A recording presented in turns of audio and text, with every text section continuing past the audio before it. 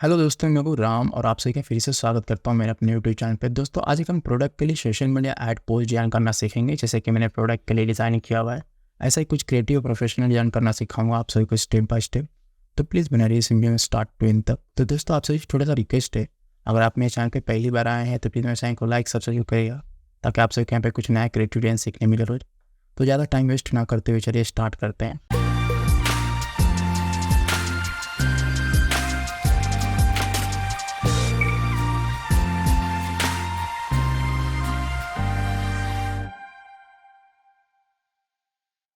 हम आ गए Photoshop CC में।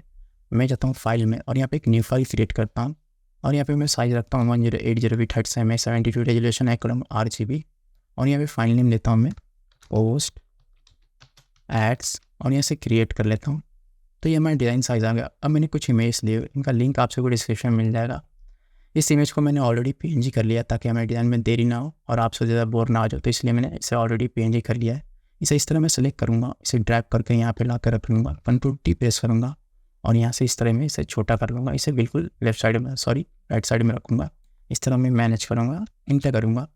अब इस बैकग्राउंड पे क्लिक करूँगा और यहाँ से जाऊँगा मैं सॉलिड कलर में और इसी प्रोडक्ट से मैं कलर पिक करूँगा यहाँ से और नीचे की तरफ आकर थोड़ा डार्क कलर ले लूँगा मैं। इसका कोड यहाँ पे जनरेट हो जाएगा, ओके करूँगा। इसी के ऊपर एक न्यू लेयर लूँगा मैं।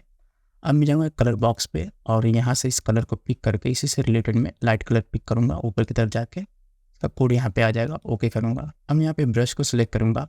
ब्रश में जाके यहाँ से जनरल ब्रश में सॉफ्ट ब्रश मिल जाएगा, इसे सिलेक्ट करूँगा, इसे क्लोज कर लूँगा मैं। अब मैं यहाँ पे ब्रश को ओपन ब्रैकेट से इस तरह में बड़ा कर लूँगा, थोड़ा छोटा कर लेता हूँ। अब मैं यहाँ पे क्लिक करूँगा इस तरह, तो ये कुछ इस तरह इफेक्ट आएगा। अब मैं इसी के ऊपर एक फिर से न्यू लेयर लूँगा मैं। इस कलर बॉक्स पे जाऊँगा और यहाँ पे इस कलर को पिक कर लूँगा और यहाँ पे ओके करूँगा। ब्रश को थोड़ा बड़ा करूँगा मैं और यहाँ पे इस तरह में क्लिक करके कलर दे दूँगा मैं।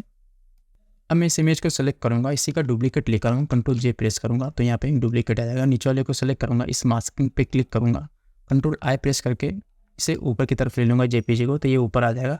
और यहाँ पे ओरिजिनल शेडो, तो मुझे इसी शेडो को रखना है, तो यहाँ पे मैं जाऊँगा नॉर्मल में और यहाँ पे मल्टीप्लाई को सिलेक्ट करूँगा तो यहाँ पे ओरिजिनल शेडो आ जाएगा। अब मैं जाऊँगा यहाँ पे जो कि मैंने इमेज रखा हुआ, इसे सिलेक्ट करूँगा, इसे ड्रैग करके यहाँ पे लाके इस तरह में रख लूँगा। Ctrl+T प्रेस करूँगा और इसे बिल्कुल इस तरह में सेंटर में मैच करके इसे इस तरह में बड़ा कर लूँगा, इंटर करूँगा।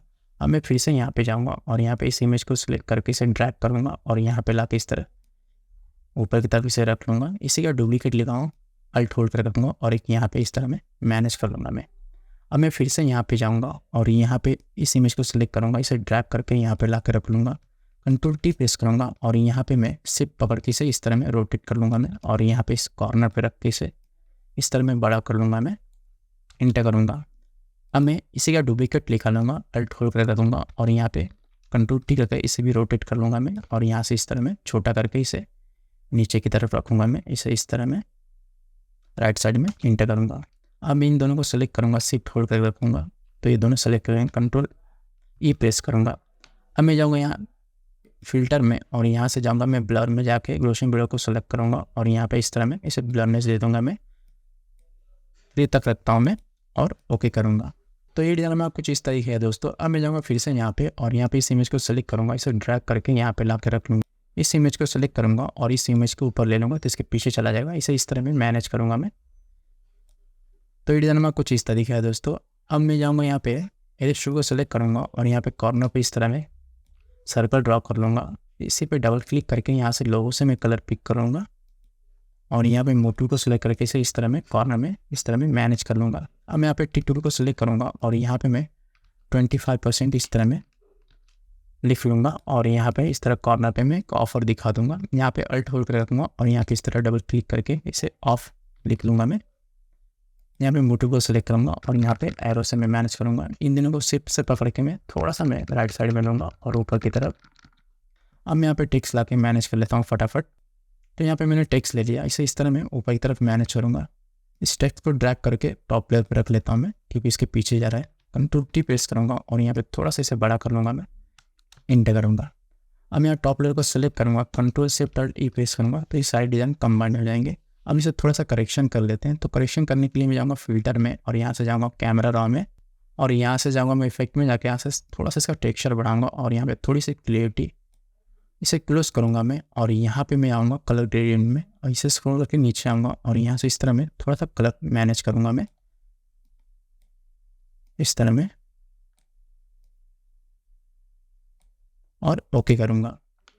अब मैं जाऊँगा इमेज में और यहाँ से जाऊँगा एडजस्टमेंट में जाकर यहाँ से वाइब्रेंस को सिलेक्ट करूँगा और यहाँ पे इस तरह इसका सैचुरेशन थोड़ा बढ़ाऊँगा मैं, ज़्यादा नहीं, वाइब्रेंस थोड़ा बढ़ा लूँगा और ओके करूँगा। अब मैं फिर से इमेज में जाके यहाँ से जाऊँगा एक्सपोजर में और यहाँ पे थोड़ा सा इसका ऑफसेट बढ़ाऊँगा, ज़्यादा नहीं रखूँगा मैं इस तरह, और यहाँ पे गामा थोड़ा बढ़ाऊँगा मैं और ओके करूँगा।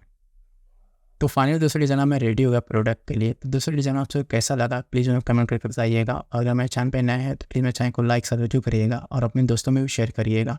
तो मिलते हैं नेक्स्ट वीडियो में। धन्यवाद इस वीडियो को लास्ट तक देखने के लिए।